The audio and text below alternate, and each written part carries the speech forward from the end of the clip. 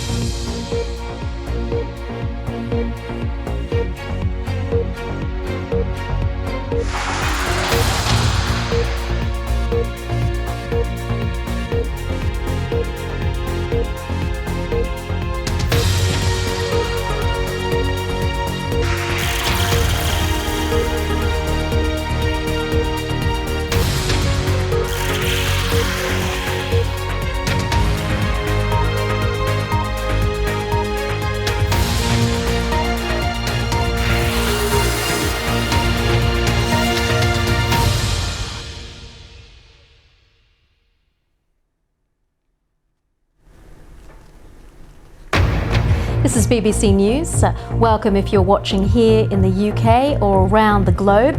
I'm Reged Ahmad. Our top stories. Now, we'll be having a celebration of the exact moment 50 years on since Neil Armstrong stepped onto the moon. It's been marked in spectacular fashion. We're here at the National Air and Space Museum where hundreds gathered to be together for the moment. In other news, footage from Iran shows a seizure of a tanker in the Gulf as London says it wants to defuse the crisis through diplomacy. British Airways suddenly suspends all flights to and from Cairo for a week over security concerns.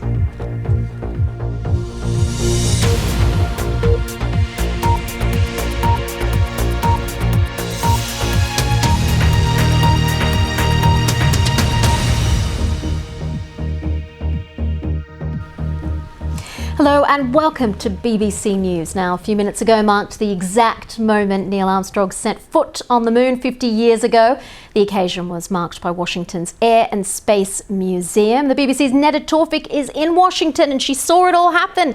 Neda, remind us what happened. Well, Reged, just like 50 years ago, the Apollo 11 mission united Americans. Hundreds gathered here to mark that moment when Neil Armstrong made history, becoming the first man on the moon.